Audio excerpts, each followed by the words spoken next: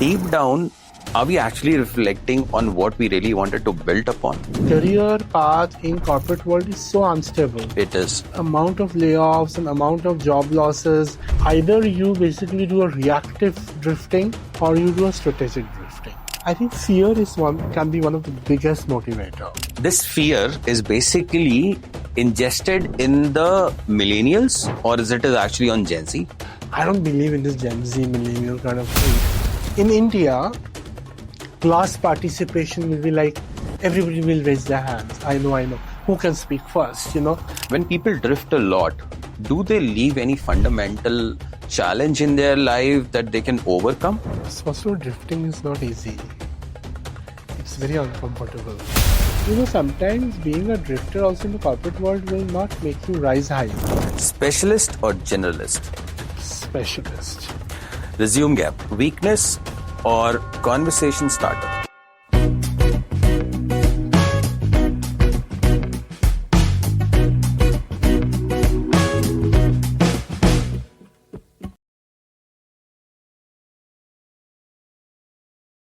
Careers were once expected to follow a clear path. Choose a profession, build expertise, move steadily upwards, and remain within a familiar industry. At least that was with me, because I come up from a family where the same notion used to be there. Get a job, work hard, be in the same industry, don't change it, because the moment you will change, then you'll realize that you probably have to restart again. It's not that easy that you can drift across different industries. But that path no longer reflects the reality of many professionals. Roles are disappearing in this whole industry ecosystem, and they're being reshaped again. AI is changing how work gets done, and capable people are increasingly finding themselves moving across organizations, functions, and even entirely the new careers. Welcome back to the Collaborative Canvas, and I'm Ankesh Saxena. My guest today is Shawn Roy. He calls them corporate drifters. Shawn is a consumer business insight and analytics leader at Haleon and the author of Corporate Drifters, a book that challenges us to stop seeing non-linear career as a sign of failure or instability. Instead, it asks whether these transitions may actually represent resilience, adaptability, and the ability to survive when the ground beneath us keeps shifting. Shawn, welcome to the Collaborative Canvas. Thank you. It's such a pleasure to have you join this whole ecosystem that I'm developing around corporate life. And that book that when I read through it, it's like amazing. When I was reading, through the chapters, I was able to portray myself as one of the protagonists in the book. And that's what I really wanted you to talk about when I push my, my own life to you. What would have been your suggestion in that case? But it was so interesting when you say that you could see your life in that book. I think that's very humbling, because, I write this book and I'm talking to a person who kind of tells me that it helps you and it makes you reflect about your own life. So why don't we start it a little bit about just knowing why you resonate with this book? What's it with the book that makes you think about your life? Sorry, I might be getting to the podcast mode. No, it's definitely good to hear that. See, again, I think drifting between corporates is, again, what my grandpa used to told me. And, stick to one organization, learn the basics of it, and then grow upwards. It's like you going vertically up, but in a more of a step zone. So the first step is to, understand the basic, then get a promotion like senior position, and then go up and up and up. So you're actually stepping a ladder. You're not going straight up. You can only go straight up if you change. The change would have not happened if you don't have the ability to take that risk. I never had that kind of an ability to take that risk, because I was born in such a way that, taking a risk is not my cup of tea. But now, today, at this point of time, when we know each other for almost past 1 year, things have changed drastically, Shawn. Now I'm actually getting into an event mode where I'm coordinating with a lot of brands as the leaders canvas, and I'm talking to them. I think over a period of time, what I've realized that, my own identity is now getting created by my own self. I am not backed by any other brand. And the reason why is this, because I thought, let me take a risk. Let me see what will happen to me. When I was going through this whole ecosystem, of market research, I realized that if I stick to this operation, I will probably be ending up becoming a customer calling agent for some other BPO at some point of time. I think I would probably have to leave the industry. And the whole reason why I came to this industry, because I did that interviewing thing with Gallup back in 1998, and I was fascinated by the kind of insights we were collecting from each one of them. So when I was reading through it, there's so many things that I actually have written down here. There's so many things which I was able to relate to it. The first thing which I relate was that I almost gave up, and I thought, no, let me go back to the BPO industry, because that is where I think that's a whole journey that can re-begin. I never thought that, and even before that, so I was never been a salesperson. I always feared talking to people, explaining them what I will be selling to them, whether they'll accept it. So it's more like, you've been hindered by the fact that, if they say no, you're finished. And that was the fear which brought you always down. The risk ability is going down. So I thought, how about I'll just give it a try rather than going to a BPO and do night shifts and then, curse for yourself for the rest of the life that you didn't achieve anything for yourself. Let me be in the industry and change something else and see what happens. And when I got a break with SSI as a business development manager, I actually put my myself into a zone where I really have to do. It's more of a do and die kind of a thing. If I didn't do anything, they'll probably be chuck me out. So every chapter was somewhere down the line we were relating to it. I was relating to it, and I was like, by any chance, have you actually written this entire book on my story? Because we never spoke. But then there's always a caveat that there are lives which are actually running in the same timeline. You just don't know it. We meet at certain point of time, but there are hundreds of people like me who are actually going through it.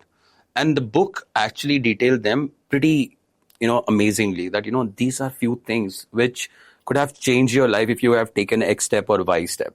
So I thought, when you'll come here, I'll put forth everything that I have in my mind with respect to how I have envisioned my future and what it actually came out to be. And what could actually I do, or people like me should do or would have done. So there's so many things. I mean, it's like cloudy right now, but yeah, so but many things. I think thanks for that, Ankesh. But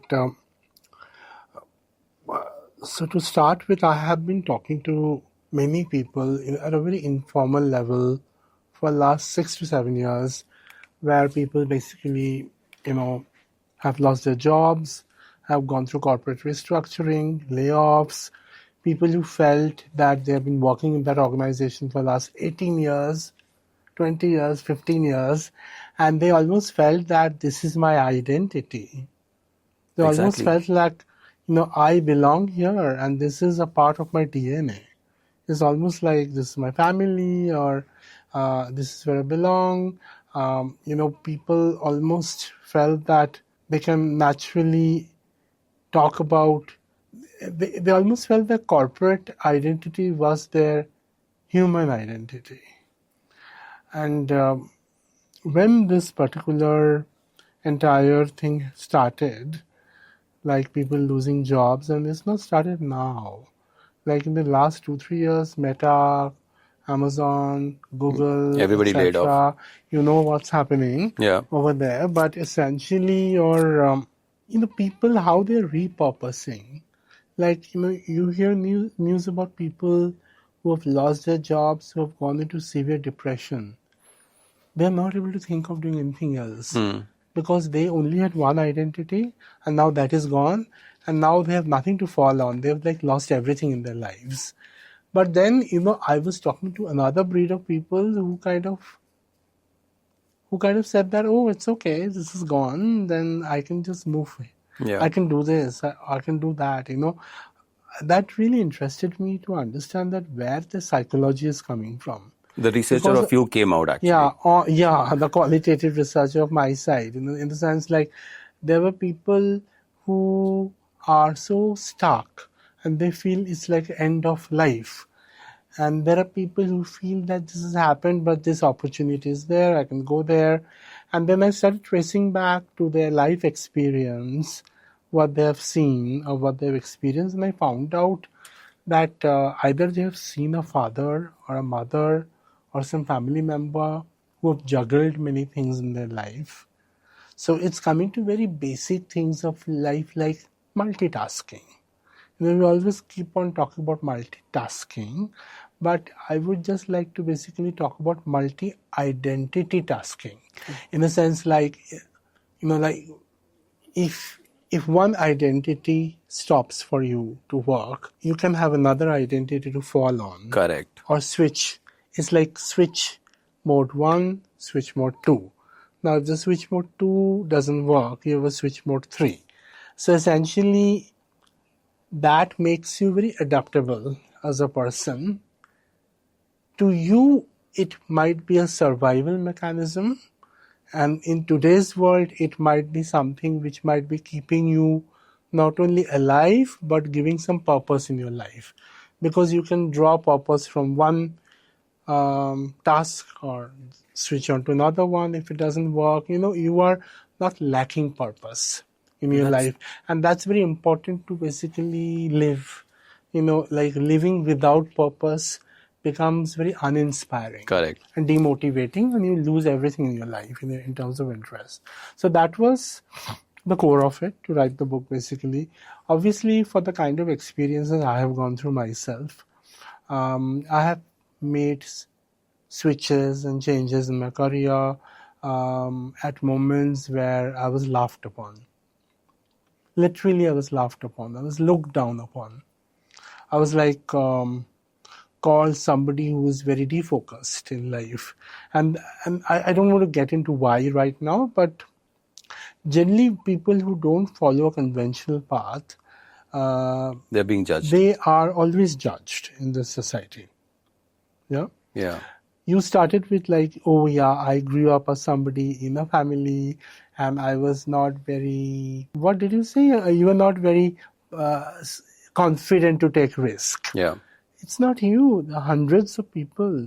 It's not about you, it's not about India, it's in also other parts of the world. So if I talk about Indian culture, if you talk about the concept of Hinduism, at the core of it, drifting is celebrated because it kind of says that every life has a different phase, right? Like in your scriptures, you have that first you go to, that the last part is renunciation. The first part you go to a jungle and spend some time. You become a shishya. Now you get into a grihastha life. Now you basically get into a world life, etc. So life has different shades and different responsibilities to fill. It's not that you have to be that single identity with a single purpose from the beginning of your life to the end of your life.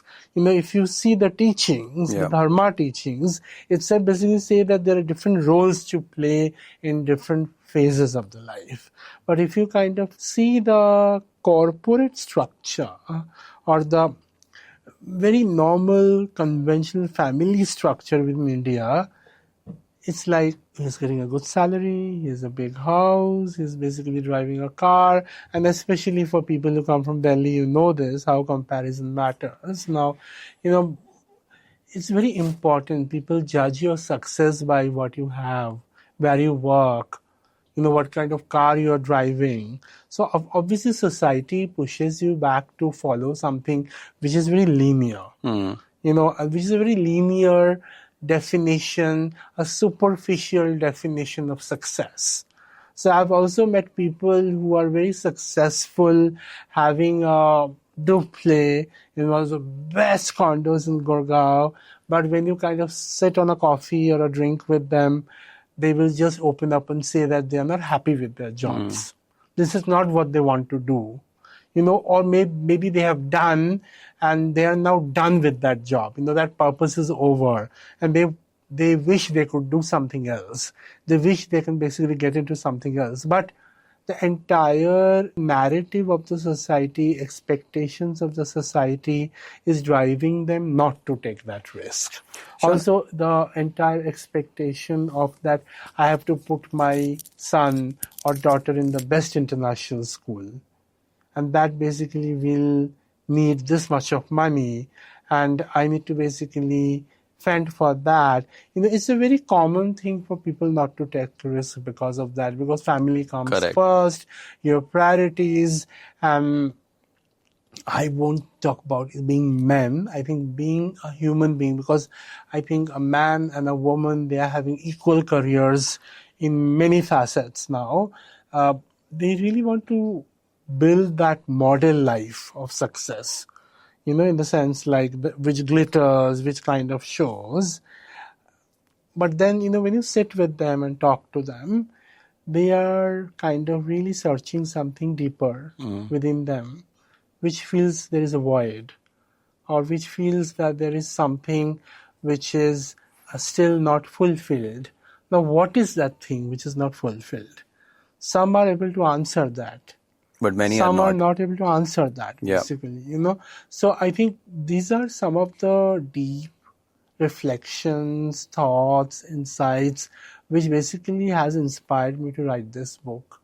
Yeah. So that's most about That's it. exactly what I mentioned, that, when I was reading that, I realized it is me itself who I can see in the book as well. And one thing that you mentioned about multi-identity tasking, I was thinking of an analogy, which is like more like a human being. And you also mentioned that, let's not talk about the gender biasness there. But as a man, he lives a role of a father, a grandfather, probably a friend, so many things. So he's actually living with a purpose that you also mentioned, with a purpose of, delivering that kind of a role.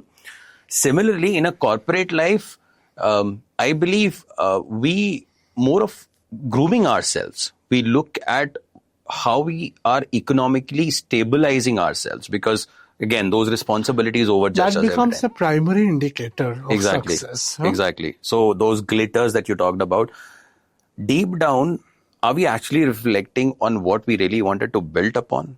Many of us actually don't know that, because that 9 to 6 job can become 9 to 9 job sometime. There can become no job sometime. And I think when you get yourself discharged from all those, things which you have in your mind, that cloud that has already been created, until and unless you free yourself from that, you would not be able to think through that. No. What else you can actually do now when you don't have any opportunity. You're just not giving your mind that bandwidth to think only. Initially. So I think people used to cite this example of KFC, that at the age of 65 he started and he became a billionaire after that. He took a risk at a very late in his stage. That's a beautiful example. Yeah, 65 or something. Yes. Yeah. And even if I'm taking that risk at an age of 45 or 46, I don't think so that, I would be at a place where I'm completely broke. I have no money with me and I'm letting my family go away. I really have to think of something which I can actually do, which at least give me the pleasure, the happiness that I need. And it's more so needed now, because the career path in corporate world is so unstable. It is. People, the ground beneath their feet is just shattering. Like the amount of layoffs and amount of job losses, either you basically do a reactive drifting or you do a strategic drifting. Reactive drifting, oh, I've lost my job, what to do now? Okay, let me do this, do that.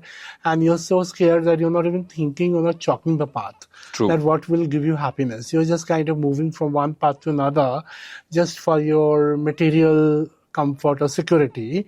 But I feel that when such phenomenal events happen, one way of looking at it is that, oh yeah, I have to get into something because I have so much EMI to pay, or I have my son's school fees, I have my home installment. These are very normal things, right?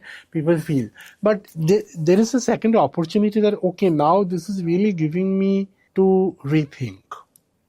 Did you speak with people who were, on this second opportunity, that they actually thought, let me rethink, and they actually thought about it and then they acted on it?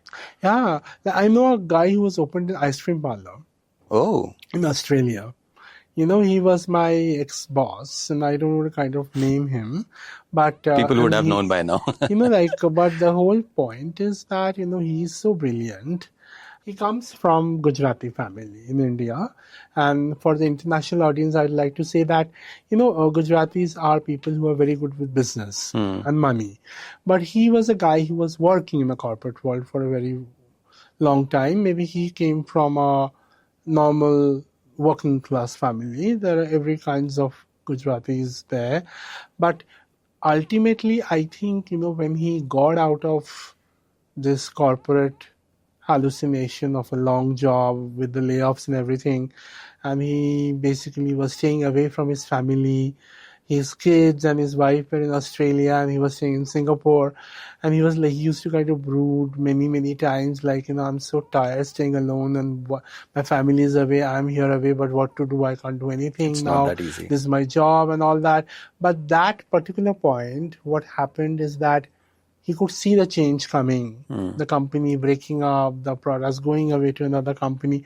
He was like, Oh, yeah. it's done, yeah. I can't wait for me to get laid off. I'm just like, I need to repurpose my life. So some people, they basically reach that threshold themselves, like, this is it. Yeah. I have to do something now different. You get a calling. And he basically now has opened up a digital marketing company, if I'm not wrong, outdoor signage kind of a thing. And along with that, he has some very beautiful ice cream parlor which is opened along with his house there. He's made his money. He's repurposed things for him.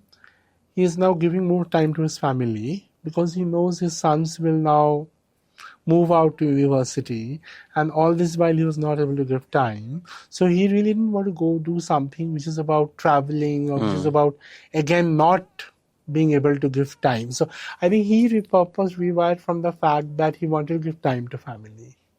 So that was his primary motivation. And then he designed everything around that so that I can give more time to family. So why he could do that? Because he obviously has worked for a long time. He has built some corpus. Now, for some people, that some corpus might be very less. And they feel that, no, another 10 years I need to build it. But he somehow managed to switch his mind to a position that, okay, let's see what I can do with this. And let's see basically how I can live with my means, or how can I do things, how basically I can repurpose without thinking that I have to really earn too much, So, so you have to train your mind also. I in agree. certain ways. I agree. I mean, when you're saying this, for a period of time, people are working in the corporate structure. They don't want to step out of that even. I know so many people who are still with the first company that I used to work with for last 20 years. They're there. They only believe that, let's say 2 lakh of rupees is enough for me to survive in this tiring world. And I'm actually getting that. So I don't have to worry about it. I probably would have invested in buying a couple of new houses, and now they're actually yielding me through rented income. I am like, this is what I always wanted. They don't want it to drift at all. Then there are another category of people who actually think that drifting would actually give them the next level of, learnings. I mean, honestly, when I was struggling to find a job back my 2012 and 13, the reason why I stepped into sales is because the only thing which motivated me, saying that I've spent 7-8 years in one organization, I know the basics, and that's exactly what I need to sell. What would be the hardest part of it? So I said yes to an organization which is more of a startup during those days, and I started calling people. That was the biggest roadblock for my career, or I thought at certain point of time I would not be able to do that. I would not be able to convert them. But then this beautiful ad of Tata Sky used to come, ki jab bologe tabhi to pata chalega, something like that. I don't remember now. So it's more like, if I'm going to tell them that this is what I sell, they would either say no or they'll buy it. So sorry, I'm just stopping you there, but please continue. I think fear can be one of the biggest motivator. Fear. Because fear can stop you, but fear can also just make you move forward, because a lot of people, they are repurposing and reinventing their lives from insecurity. Now, the insecurity of losing a job, the insecurity is that my job is not going to be there. You've gone through that. Like, insecurity drives you to try many other things. That's what I wanted to basically say. True, But true. carry on. Which is why I also wanted to ask you this So fear question. can be something which may stop you, but fear can be also something which can make you do 10 more things. Like you're so afraid that you don't want to come to that situation, so you start doing things, so. And which is why I'm asking this question. You're qualitative researchers. You've met hundreds and hundreds of people over a period of time during your That I corporate have, career, right? yeah. This fear is basically ingested in the millennials, or is it actually on Gen Z? Question number one. Question number two, during my podcast journey, I've met so many D2C brands who have stopped their career at a certain age and now drifting through that risk and creating their own identity. This is the second category of Gen Z. So the first question, do you think that, because I also meet a few Gen Zs who say, Ki mere andar I have still a quality of a bit of millennials because I've been born and brought up by them and I can see myself there.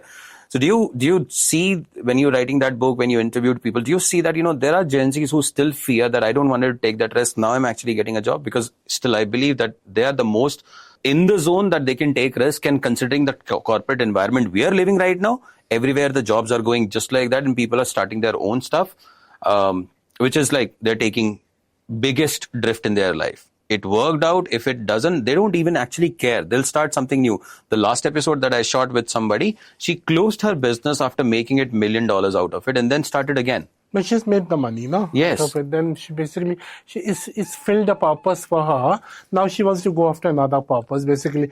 But today, I think is looked upon as something which is inspiring. But 20 years back, it was looked upon as something which is like, oh, it's like lack of purpose. So things are changing.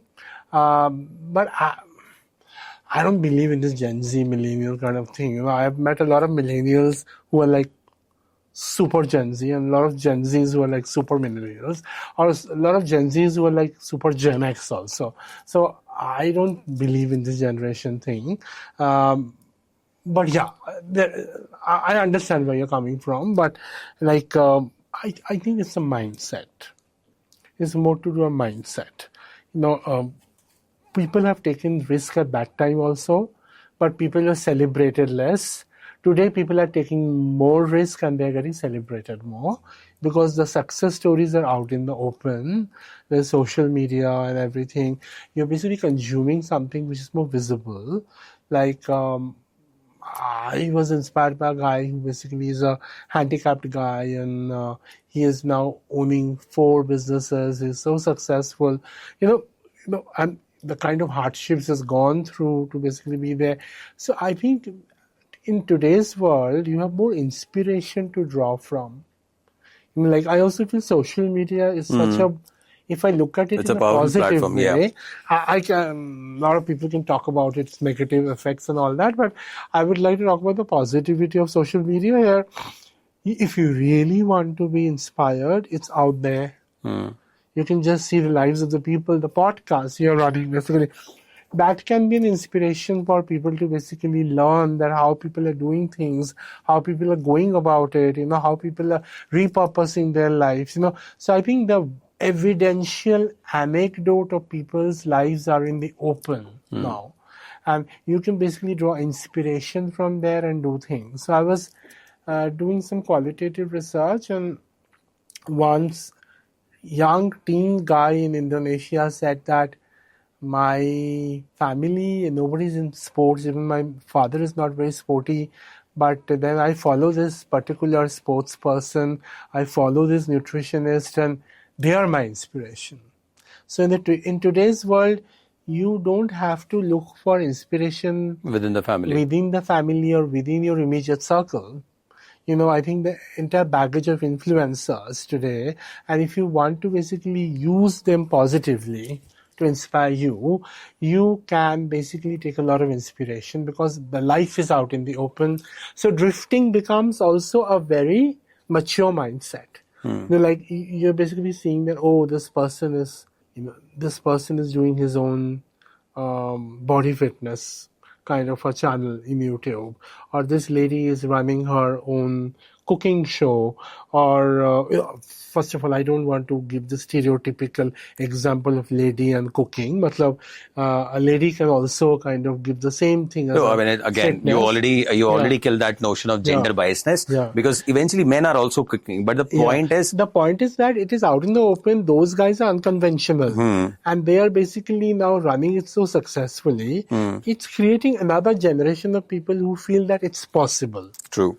I think that, so the drifting mindset also becomes a bit more reinforced in type of culture and environment we are living in, as compared to the past. And has that changed across different regions? Because you've seen Indonesian culture, you've seen Singaporean culture. See, India, I told that by scriptures we are drifters, but by expectations of the society, we like to be fit into a linear career. Correct. We are very scared to experiment because like we are quintessentially middle class, come from middle class family.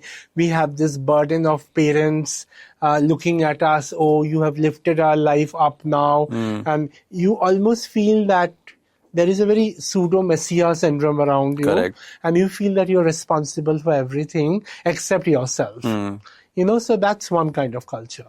The other kind of culture I've come across Japan, and with all due respect to every culture here, there is a lot of baggage and burden of loyalty over there. You know, people feel that they have to be loyal to a company. Yeah. You know, and it's not encouraged or it's not celebrated in the society that you stick out.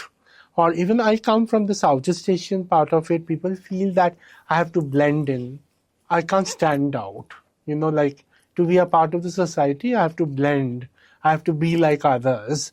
You know, like standing out too much is seen as disrespectful or is seen as something that people are being a bit more self-centric, selfish, you know. So, like, but I will not say that's a constraint. In India, class participation will be like, everybody will raise their hands. I know. Who can speak first, you know? I've seen the culture different in corporate world, in classrooms. But for a country like Indonesia, where I've lived, it's not about class participation. It's like the parent is saying that it's okay if my son is not coming first, but if he's helping the other student who is a bit slow to become better in the study, he is a better human being. You know, so I think the way of looking at success, and why I'm talking about the Indonesian culture, because they are drifters. Indonesia is full of drifters. It's one of the largest countries in the world, and I've stayed there. People, they can switch from being a singer to a sculptor, like in a profession like qualitative research, people will do qualitative research and they'll become moderators after some time. They're like that, you know. So also the people who are working in field, or because in the research world you have a field office and a research office. When I worked in India, I feel there's a huge difference. True. In the researchers are like God, and the field people who are like at their mercy, you know. But if you go to some countries, like I have worked in Indonesia, I will say, and I hope I'm not kind of stirring any controversy here between India and other parts and all that, but it's very equal treatment. A field is a field, a researcher is a researcher. The field person is spending a lot of time in the research office, research person is spending a lot of time in the field office. That's not a controversial element, Shawn. What you're pointing out is the reality, first of all. Secondly, what I've always believed, you know, those corporate drifters who have seen the culture from a different lens altogether, you know, being in Indonesia or Philippines or any other part of the world, they know exactly how things work. We are actually in a very stereotypical environment where you have to go straight. Researcher is a researcher, field is a field. True. And researcher is perhaps basically the elite class, and field is not that elite class. But in Indonesia, I've seen a researcher shifting to becoming a field guy. A field guy shifting to becoming a researcher. That shifting is so easy. You know, it's not like in some countries, it's difficult to break that barrier.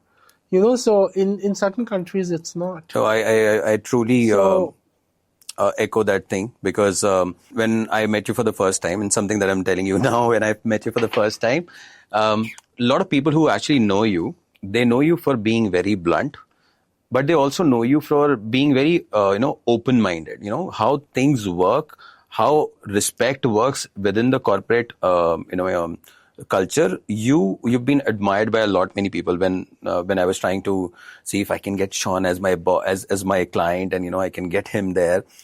So what I generally do, when I reach out to a client, I generally dig some information, how my conversation should go with him. So I heard a lot of praises about you, Shawn, and that's what I'm saying. You're not making a controversial statement. The point that you made is like very, very good. When a father is saying that my son is helping somebody other students to become a good human being, it actually means you're giving your son ample amount of opportunity to rethink what he can do in his life if he fails at one point of time. Absolutely. We always... It's not like a one straight-jacketed thinking that you have to come first in the class. Exactly.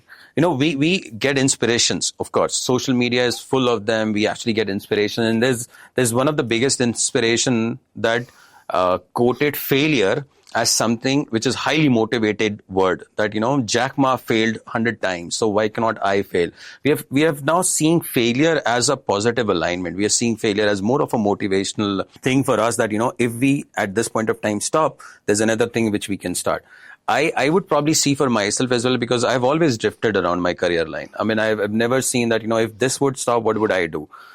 Doing podcast was more of that. I'm not very good at, completing a book unless until I feel some excitement around it. My daughters love the books. They always go and buy books and complete them. But for me, it's like, if I'm reading a book, then I'm actually reading it for 8 pages and then I'm giving it away unless until I'm getting enjoying.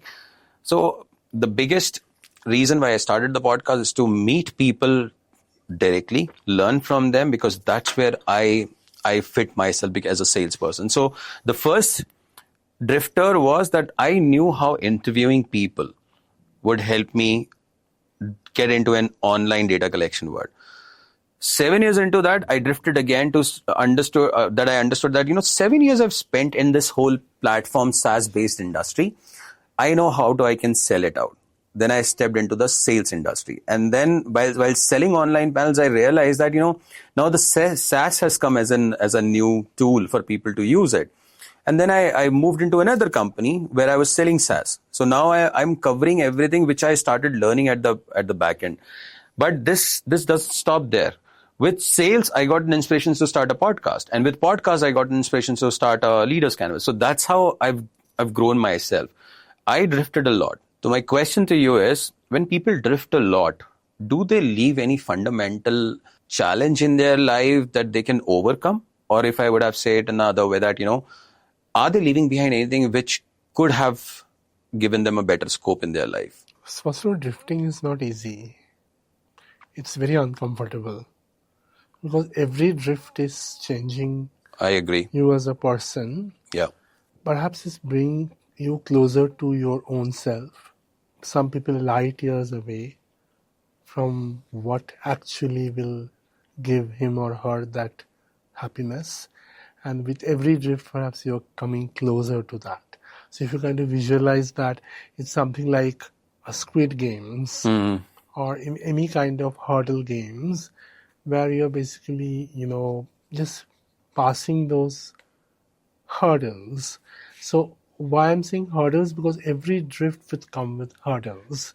It's not easy, like drifting from a SaaS to a sales to a podcast to a leaders canvas. Huge amount of hustling, huge amount of fear of failure. It's like a question in the head: will I be able to pull this off? I'm taking this. I think it's also a mindset that, okay, let me just see and do it. If it fails, it fails. But let me just try this. I think that's a very simple mindset, but it's basically a very, very important mindset to develop. It's not easy. Some people develop it and they develop it by conquering that fear of failure, basically. Now, sometimes if you're not strategically drifting, you're just like drifting for the purpose of staying afloat. And you just to basically address your insecurity of monies, and then that might something you're not addressing the reason to drift. And my book basically says that if you're drifting, there has to be a reason enough deep inside you to basically say that why you're drifting, what is driving you. So I think that purpose is very important to basically Is there see could that be where you money wanna or go. happiness? See, there are many people who basically struggled for 15 years. They didn't see the face of money, but after 15 years, they become billionaires. There are many cases like that, I agree. right? There are many people who have basically built that money for 20 years, but still they are very scared to drift. So there are some people, because they I know still them as feel well. that I can't take that risk. I'm not made for that. Like I can do it, but will I be able to succeed? Those are the kind of questions you do. And there are some people who feel that just fuck it. I'll just kind of move forward. I'll just kind of take this risk. I'll do it. A lot of factors matter. For married people, it's about the kind of partnership you have. So that's a very, very big role that, a husband and a wife and your family are just supporting you in the spirit of drifting, because life is just not about yourself. I agree. It's about the kind of family you're coming from, kind of partner you have, where they say that go ahead.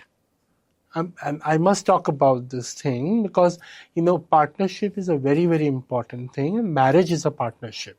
Like I'm talking about people who are married, not essentially this podcast is not about married and unmarried people, but it's just about people who are married. In there, the partnership is very important. Yeah. They say that it can be a case that where you have a working wife or a working husband, the husband or wife is saying that I can run the show for 2 years. You go and try to. So what they're doing, they're basically giving their trust to you. They're trusting you with the ability that you will be able to do something in the 2 years or 3 years, So they're putting their trust. When somebody is putting the trust on you, you have to give everything into it to make it happen. Now, there are people who don't, and they fail. And there are people who give everything, they also fail. So I'm not coming to the success thing. But at least, there is basically a thing that I give my all and I try to do everything. In spite of that, maybe there's some external force or there is some other reason that it did not happen. But from deep inside that you tried 100%. And I think when you really try from your heart, if that thing even doesn't happen, some other opportunities come in. I'd like to give an example. When I had a job loss many, many years back, I started my small YouTube channel. It's like dormant now. For me, I realized that for getting visible is very important. So I just started the small channel. I was putting videos of my knowledge of whatever I do and all that. It was all Tangerine Insights. And in a sense, and I was getting 2 likes, 3 likes. Nobody's watching it. I was like, nothing is happening.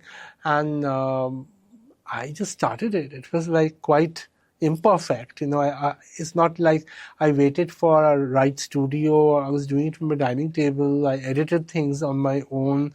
It's 10 years back. And nothing happened, some friends and some colleagues said that, yeah, wow, liked it and all that. My wife also joined in few of those recordings and all that. What happened is, it didn't work. It didn't work much. Or maybe I didn't have the perseverance for another 3 years to run it. It can be anything. I'm just giving the example that but I did it really, really, very honestly and all that. So it didn't kind of work out. I will not say it's a success. But what happened is that some people on LinkedIn, they looked at my videos. And after 1 year, I kind of got a message in my LinkedIn, this thing, I saw your video, I really liked it. Why don't you come and speak in our forum? So something actually clicked, if that didn't click. That's what I believe, that when you do something, if that core purpose might not be successful, that you didn't become that great motivational speaker and people acknowledge you, but something happens out of it. Yeah. So there are 3-4 people who kind of, why don't you come and speak in our seminar? Why don't you come and do this? Like, oh, I really like this topic. Why don't we turn this into a podcast? So I did it in Singapore. Or why don't we turn this into an article? So a lot of things started happening from there. And so I was in a position that, will I be able to pull this? But then when people call me for a podcast, in Singapore, or people call me for an article in work, the topic which I've spoken about, they want to turn. That gave me huge confidence that I am in the right path in terms of my thinking. What I'm doing is not an entire failure. Maybe it didn't go the way I wanted, but it's opening up galaxian opportunities. And today, if you see from 2018, 17 till 2026, I was not a speaker then. I was not in any of the forums. Whenever I have seen you, have been a good orator. That I can tell you. Like from that time onwards, I started speaking in some of those conferences, and it's not just because of Haleon. It started before Haleon. And then it kind of, obviously when I was in Haleon, it gives you a client visibility and the brand, everything. So, but it snowballed, so it really gave me that platform to become a good speaker, orator, somebody who is speaking, talking on behalf of the insights industry, giving the point of view. But it all started there. It started from that point of insecurity. And when I was pushed to the wall, I didn't know what to do. I was like, will I even get a job in Singapore? The opportunities are so less, So that's how things kind of happen. And this is my own personal reflection. And the book comes from there also. And that's exactly where my story with your story actually matches. And I'll tell you my story. So that was one thing.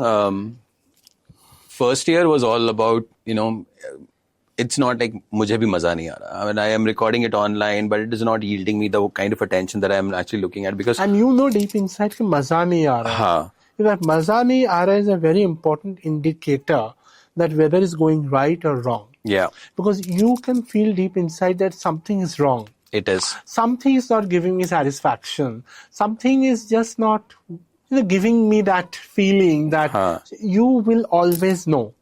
Which is why I started doing this through the studios. Because when you sit in front of a person, there's a different vibe that you actually capture. Obviously. It is not always online. Because then they have a patchy internet. You don't hear some certain things. Here we are actually connecting word to word. Which was important. Connecting heart to heart. You're like connecting also at a level it's a very... Visiting close to each other, we're talking about... It's a transfer of, energy. Yeah, it's a transfer of energy, true. So, almost doing after that, when I interviewed Dave in Bangkok, he suggested that I should... You did that 1 year before, is it? This is this year only, Feb. Okay. And then he suggested I should again come for APRC conference and tell people what did I learn out of 100 interviews that I've done. You? Yes. That's such a good suggestion, I feel. I am actually doing a paper on that. So that's what, you have to turn what you have done into opportunities. Like you've done this 100 interviews. Now, Dave saying you that, turn this into basically something which you can speak about, what you learned. It's a brilliant suggestion because it's about taking what you are doing forward and telling that story, how you're doing it, So it kind of raises the work to a next level, So I really like what Dave... But Shawn, the fear, the fear is that when I'll see 200 people sitting in front of me, will I be able to commit to, that stage presence of mine? Will I be able to deliver that speech or not is the fear. Although my wife always tells me that it's a piece of cake for you because you've been doing podcasts for a while now. You've attended sessions. You've done an MC role as well at a certain conference. So I think that should not be a problem. I'm a very impromptu kind of a guy. So if you give me a script, I would still go through that. But then I would improvise during the conversation or the delivery. On the fear thing, that's exactly the fear I have. But I think to overcome that, and I think it's by luck or God's grace that I'm actually doing this Leaders Canvas. I think half of my fear will go away when I'll sit in front of so many people and would. So you're doing something which basically will help you overcome your own fears. Yeah. I think that's very important to do. And that's about experimenting new things. Yeah. But also one thing which my books talks about is that ultimately you have to play by your strengths. Like at the core, it has to be your strengths. Like within those strengths, there might be areas which are weak areas. But at a core, it has to be your strength, right? If I also see what you're doing is that you're basically connecting with people. So there's a people factor to it, trying to talk to people, understand, bring people together, in a forum, or, kind of also letting people's lives out through a podcast so people can consume, people can connect. So maybe your strength is about connecting people or, connecting with people, so and it can be, and it's so beautiful to hear that what all that can be. Yeah. It can be a postcard, it can be a conference, like a leader's canvas. It can be something else, perhaps. There could be so many things that life will be unfolding in future, which I'm not aware of it. I am living in the present, and I can only foresee myself for next, say, 5 months or 6 months at max, that this is what I really wanted to do. So when Dave gave me that opportunity, I couldn't, let myself say, no, I don't want to do that. I wanted to do it because that is where the next risk will be. Will I be a good orator in future? Will I be able to, speak what I've learned? Will people be able to learn through it or not? It doesn't matter. Am I able to deliver that first? Because we're doing this before the Leaders Canvas. Post Leaders Canvas, we will be airing this episode. The question that you mentioned that, will it be a success or not? I may be able to answer you then. But the other fear is, will it be actually a successful event that I'm doing? But that's just a smallest of it. Even if I'm able to get 80 people on there, because I've been talking to almost everybody and I'm inviting everyone, people are joining me. I've already got 70 plus registrations. If that happened, all I need to ensure that the event flows the way it has been structured. It will be a failure or success, I don't care. I only get to know once it is done. And then I'll plan the other events. But it's always the first, no? Yeah. Always your first will have something. So I don't want to keep any expectations around. You want to kind of learn. Yes. And you want to do something better for a second time. Exactly. So I think coming back to the topic of drifting, like within your core strength areas, you're drifting. True. Like today, this podcast is a one-to-one podcast. Yeah. But a conference is a very different format. Yeah. And it's uncomfortable. Yes. It's not your comfort zone. Nope. You try to basically stretch beyond your comfort zone. Beyond that, Yeah. it took me almost 9 months to decide that I should do something like this. Yeah, and it kind of takes time. It kind of takes deliberation. It takes also support from people, mentally, physically, you know. So I think, but then if you don't kind of really go that path and see whether you can do it, it's also about really, really stretching and seeing that, okay, I can do it or not, So, but I still feel that, like, it's very important to play by your strengths.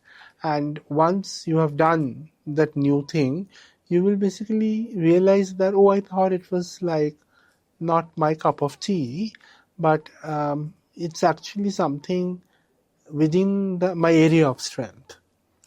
I'm just expanding my area of strength. So basically, one example I'd like to give from my book. So one journalist, I've given an example from Bangalore or Mumbai. And these are all conversations with people, like the book has.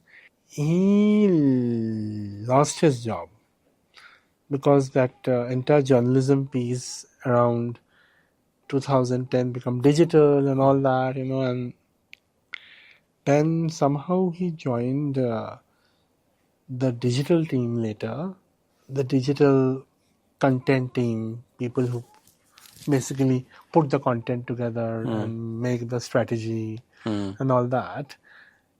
And somehow we could feel that because he's been the journalist for the last 10, 15 years and he lost his job, now being in this team, he never felt inspired about the job. He felt like I'm in this team. I've joined as a junior now just to kind of meet my insecurities and all that.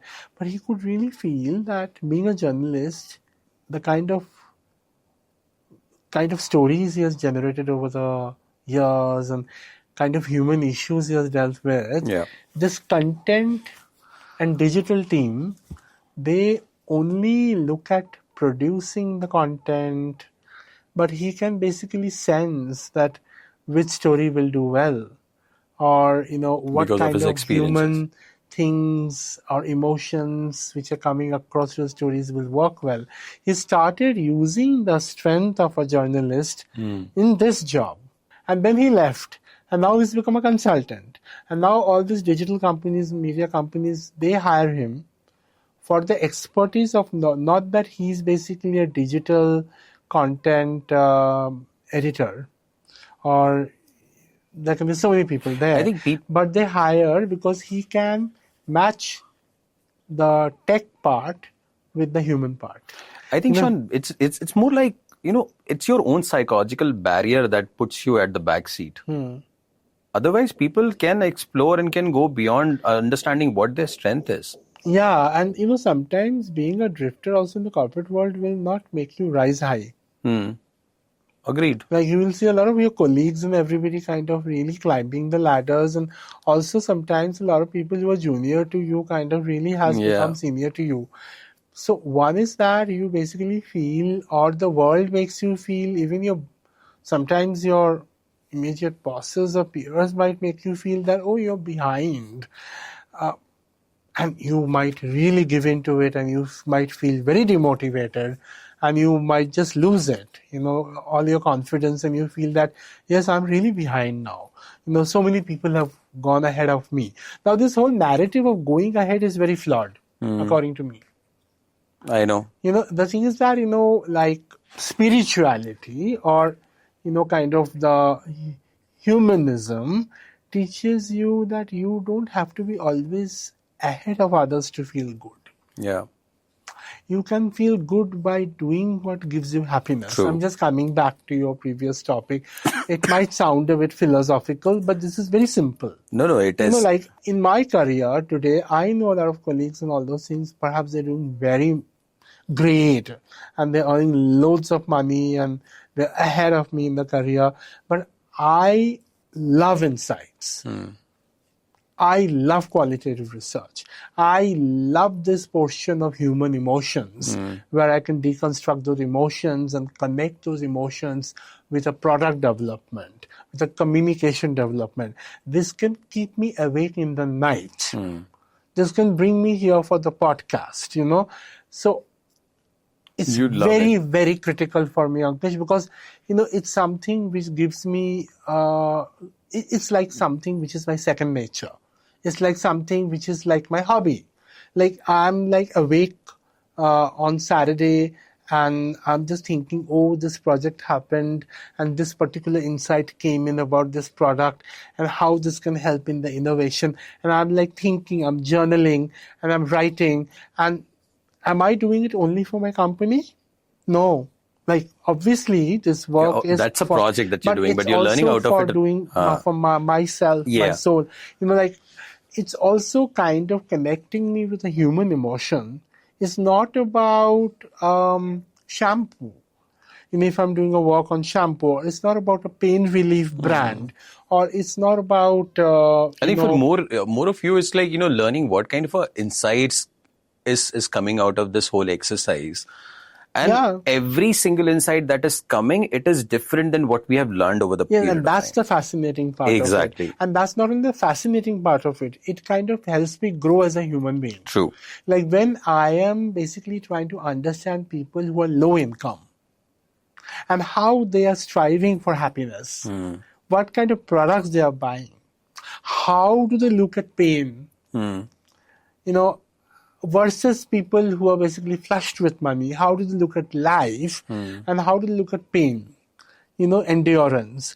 It's a very different story altogether. So today, like with this last 20 years of experience across different companies and different agencies in different countries, I'm very rich with human stories and emotions, and that makes me feel I'm very rich.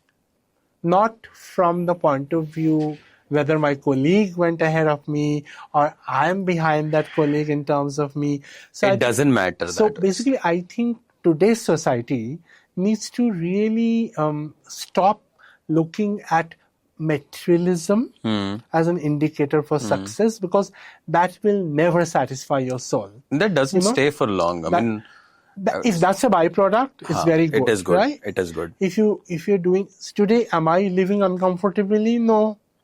By God's grace, I'm living comfortably. I eat my food very nicely. Yeah. I have a good health. I have a good family who are supporting to me. That is exactly what So you I want. think, it's also about really accepting that to what extent you want to really see the material indicator as a growth for yourself. And also the kind of culture I come from, I am born and brought up in a place like Calcutta, where at least the time when I have grown up, there was no concept that you have to have this brand of car or you have to have a 2-storied house. The simple life. It was basically about simple life and high thinking. Yeah, and it's basically people celebrated high thinking as something which was celebrated. Yeah. That what kind of topics you can talk about. Can you talk about politics? Can you understand that why this particular political party, what is the movement, why this revolution happened? When you basically start having those kind of conversations at home and within your immediate circle, you start looking at your life in a very different way. Like you don't draw inspiration from material things. Yeah. So that's what, and I think and why I'm talking about Calcutta, not to be very proud that I'm from Calcutta, somebody else is not from Calcutta. I don't want to get that rude. I think that's a cultural alignment that you've been brought on. Yeah, to. no, but there's another reason, because Calcutta, or even Chennai, I see, in India, or even Indonesia for that matter, Southeast Asia, many parts in the other worlds, we were brought up in a way that, you will study also, but you learn music. And you can try at painting also, and you basically go to football. You love your football, and you get into football. Now, you want to kind of, you're good at your studies, but you want to kind of do history, then excel in history. So it was not that you have to become an engineer or you have to become a doctor, because those are the only ways. Whatever you do that excellently. And that will open up opportunities from you. Those kind of family conversations and inspiration from your parents also helps you to become a drifter. Yeah. Because you don't basically then see life very straitjacketed. Which is what I cited when you mentioned about that Indonesian thing. Example, that, when a parent is teaching his son or his daughter that, help and become a good human being, I think that's where you're creating a different mindset altogether. This is one of my interviews. When I was doing this child research, one of the mothers said that for me, it's just about, he doesn't have to come first in the school, but if there is another son, another student who is behind and he's helping him to basically, come ahead in life, he's already won. He's a winner. I think that's is also kind of what kind of generation you are bringing up. Because aaj ka jo Gen Z hai, or even your centennials, people who are just going to pass out in college, that world is going to be very different. Exactly. Which is why I raised that question earlier. How do you see both of them, millennials versus Gen Z and then centennials? That world is going to be different. Like my niece is 17 now. She's now going to get into college and everything. A lot of my friends and everything, their sons and daughters will get into new life. The world is so uncertain. And if you don't prepare your child to become a drifter, to be adaptable of different skills, if you kind of still bring up your kid or, your whatever, like in a way that they are linear, very, very straitjacketed in terms of thinking, or they have only one skill to lean on, that's not going to be something which is great for them. Yeah. Because the world ahead of them is very different. The world ahead of them is about AIs. Now, either you see that AI is basically something which is kind of taking the jobs away, or it's something which is making their lives better. In a sense, like, I just created a podcast with I heard that about Notebook corporate affairs. LLM. Like what I had an idea is that, I just kind of put the book and I'll turn that into a conversation with two It's a human 40-minute beings, first episode. and it's kind of, it really challenges the book. Yeah. That particular, I use the AI to basically just generate the first podcast for my book. Now, like, I'm very proud of myself because I did that, right? In fact, one question which I actually came I wrote here was from the podcast that you launched day before yesterday, I guess. When I read that, heard that through on Spotify, 40 minutes, then I realized it's not your voice, and I thought you probably would have used an LLM there. Yeah. Because I did this last year for one of my episodes.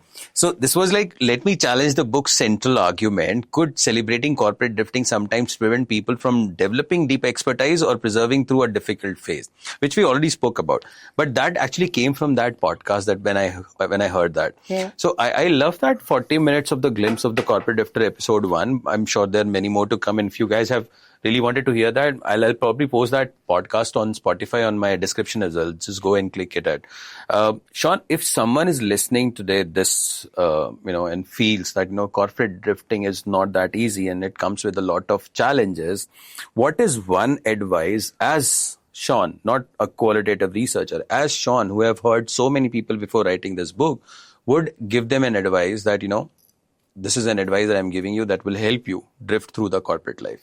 Just be very sure about yourself even if you're not sure. I think that's what I would say. I think, it's like you'll never be sure fully about anything and everything in life. So you're saying that just go and do it? If you really feel from the heart that it's something which you should do about, you should give it a try. If you don't do it early in your life, it's always better to do it as early as possible, because you will then start exploring yourself, you'll know yourself. There's a great example of KFC. People start their second innings, become billionaires at the age of 65, but those are miracle stories. Yeah.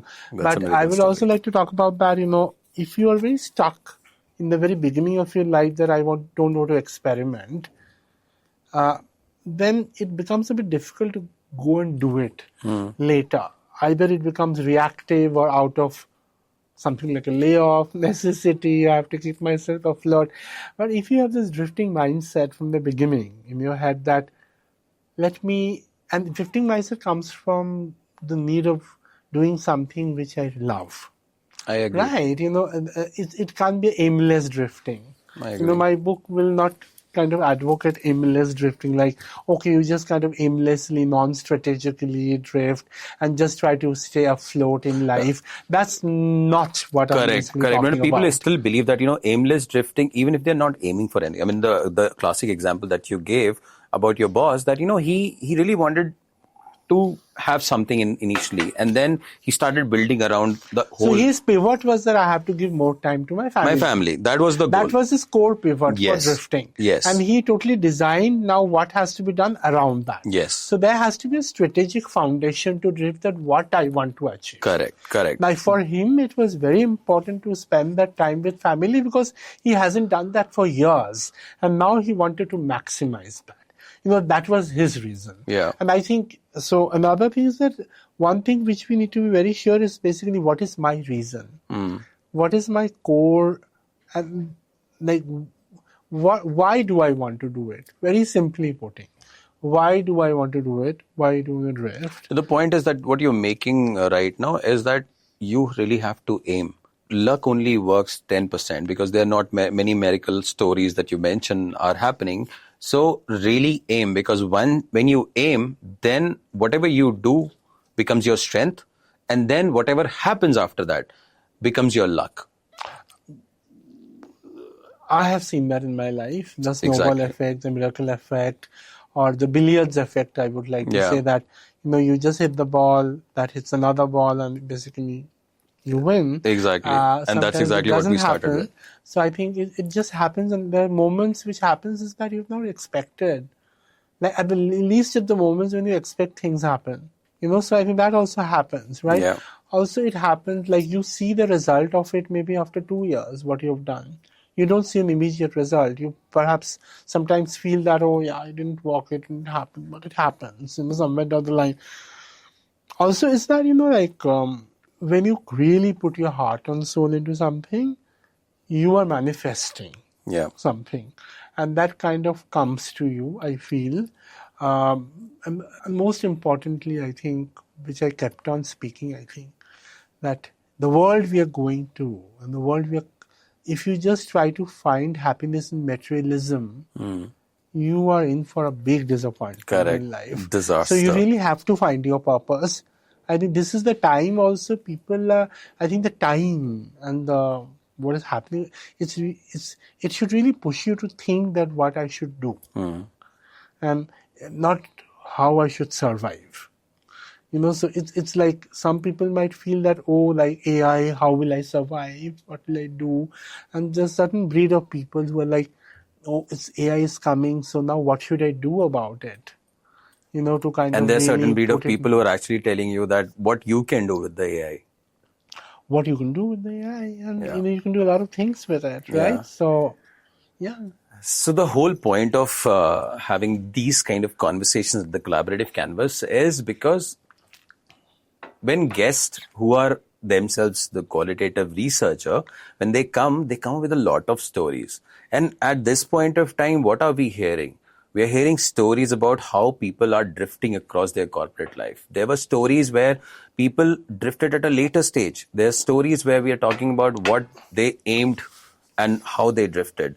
And it, of course, doesn't come that's so easy. It comes with a lot of challenges. And before we end, as usual, I wanted to put Shawn into a space where I'm going to rapid fire questions on him. And let's see what Shawn comes up with. And specifically, because I know he's a qualitative researcher, his brain is always active. So, Shawn, to start with, stability or adaptability? Adaptability. Specialist or generalist? Specialist. Resume gap, weakness or conversation starter? Conversation starter. One skill every professional should build today. Developing multiple skills is very important. Do you stick to multiple identity skill? Yes. Yeah. Multiple identity, but also keeping your strength at the core. One outdated piece of career advice. Outdated piece of career advice. Oh, like do your engineering or then do an MBA. Yeah, that's like... And then, become the most I still don't successful understand. person in the world. Yeah. One quality corporate drifter usually possess. To spot opportunities. The biggest mistake people make after losing a job. To hop into another job just to get that salary, which will kind of give them that security of running their life the way they want. Being around materialism. Yeah. A career risk you're glad you took. Yes, I joined as a quantitative researcher, actually. I joined IMRB from my first fresher job was IMRB, and I was a quant researcher for a year. I was handling all the different brand trackings for Unilever. And then I was like just sitting there and kind of crunching numbers. And I was kind of only told that people who basically crunch numbers, who are analytical, they can kind of be very successful. And that's true in this world. I'm like seeing now where I am and around me that people with analytical mindset, quantitative analytical mindset, they are in a way respected more in the corporate world. But when that quant job happened for a year, I felt very limiting as a person. I was like, what am I doing? Like, I'm just kind of sitting on the screen and I'm kind of trying to read numbers, which is exciting. Numbers can tell stories. and I can just kind of say, okay, this number is dropping from here to here, and maybe consumption has gone down, and That's it. but why? Yeah. Now, the why suddenly came from another breed of people who were like listening to these cassettes, and there were different breed of people. They're kind of listening to something all day. I was like, who are these people? And then I found out that they're not in the office only. They're like 10 days in the office and 20 days they're not seen. Like, who are these people? And then I came to know that they're qualitative researchers, and I shifted. I immediately shifted and I started having conversations, and a lot of people said that you're making the biggest mistake of your life. But I just followed my heart, because I just knew that, some instinctively, I didn't have that experience that, like it will work and all that. But I felt that, going out, talking to people, understanding, that's something which will give me happiness. Yeah. So I just went behind that, I was in villages. I presented to a Kumar Mangalam Birla, I presented to a Kishore Biani, and I've basically kind of, done group discussions with capstan smokers in Bihar, and,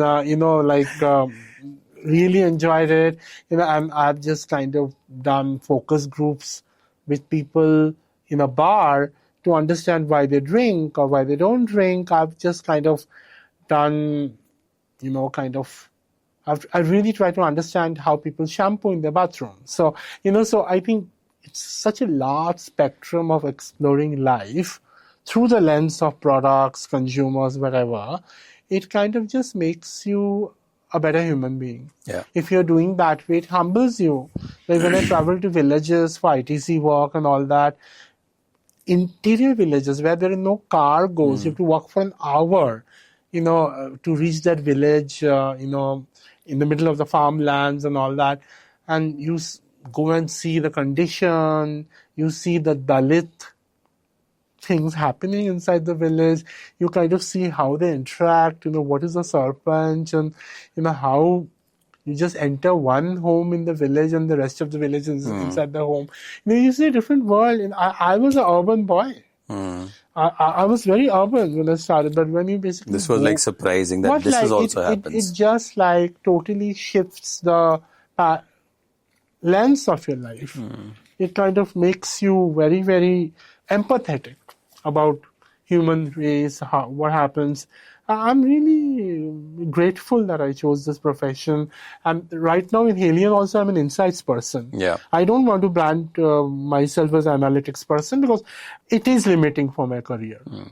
There are people with the analytics and insights mindset who are growing maybe 2 times more than me within the organization. But you love what you're doing, actually. But I am just loving what I'm doing. And that is what you're loving. If there is 70% of people feels that, that's Shawn and that he has not grown. That's Shawn, he has not grown. Today, I'm in a kind of space in my life, I'm okay with it. Let them see the way they want me to see. Okay, this guy has not been able to advance in life. But there are those 20-30% of people, they really know what Shawn is. And what Shawn can really, really contribute. Correct. And that's what matters. And that's what matters to me. Yeah. So I'll get you to the last question. Since you've been a big time corporate drifter, so you have to complete this sentence. A career is not a ladder. It is? It is a stepping stone to many other opportunities which you can explore. So, thank you so much, Shawn, for making time out and, speaking about not just corporate drifter, not just about your book, your life, the way you've seen it through different lenses. I'm sure a lot of things people can take away from this. And I think we as a podcaster, I can only tell you that, I got a bunch of stuff that would probably give me a lot of reels and the scope from this conversation. They had nothing been like controversial stuff. We were just talking by our own heart. We love talking, and that's exactly what with Shawn, something is that I've noticed that, we can talk for timeless podcast. It's not that we end. I mean, honestly, I didn't even ask him any single question that I created for this. It all started by just reading his book. So I'll urge you to go and read his book and see what value you get out of it. This is just a small snippet of what we just spoke about it. There's an entire episode which is lying there on Collaborative Canvas podcast. There's another scope which is there on Spotify, which Shawn just recently launched. There's so many things that, you can actually learn from the book, and this book is amazing. Can I show the book? Of course. So this is what, and Shawn is launching this book at the Leaders Canvas. So I'm sure by the time this episode gets launched, you would already have met him in the Leaders Canvas. And I'll of course make a teaser before that, so you know exactly what we are talking about. So thank you so much. And, I would like to give one copy of the book to you. Thank you. Please, this is for you. Thank you so and much. Thanks for having the podcast, and thanks for having me. I really hope this book inspires people to take risk, gather some courage in the way they don't look at life at presently. Yeah. Maybe it opens up their mind to kind of celebrate themselves. Like sometimes we feel we are not good enough. Sometimes we feel that, people, I'm behind others. I think this book might be an answer to kind of tell you that you should not feel that. If you are kind of doing something really for your passion, and if you're doing really something for your own happiness, I think that should be something much more important than anything else. I agree. And to be honest, when I read the snippets of this book, which Shawn shared with me, I was feeling myself as one of the protagonists in this book. So I am 100% sure when you're reading this, you would feel the same thing. You'll see yourself in the same book. There's so much of, discovery that you can actually do through the book. So, of course, this book is available on Amazon. So please go and grab your copy and read through it. So, ladies and gentlemen, perhaps a career that changes direction is not necessarily a career that has lost direction. Sometimes the ability to move, learn, rebuild, and begin again is exactly what allows a profession or a professional to remain relevant. At the same time, as we discussed, drifting cannot become an excuse to avoid depth, commitment, and perseverance. The real challenge is knowing when to stay and build, and when the changing ground is telling us that this is the time to move. So again, thanks Shawn for sharing this thinking behind the corporate drifters and for giving professionals a new language to understand their transition without treating any disruption on a personal failure. I also look forward to continuing this conversation with you during the opening panel at the Leaders Canvas, and since we are launching this book, so there would be a multitude of opportunities that you can speak with Shawn and learn from him and the examples that he cited in the book. And if you enjoyed this episode, please subscribe to the Collaborative Canvas podcast on YouTube, Spotify, Apple, and Amazon Music. And as always, share the episode with someone who may be questioning where the career is heading. Because people learn from people, and experiences and the conversation shape actions. Until next time, stay curious, stay collaborative, and keep building what next. Thank you, Shawn, and I'll see you in the next episode. Thank you, Ankesh, for having me here. Thank you so much.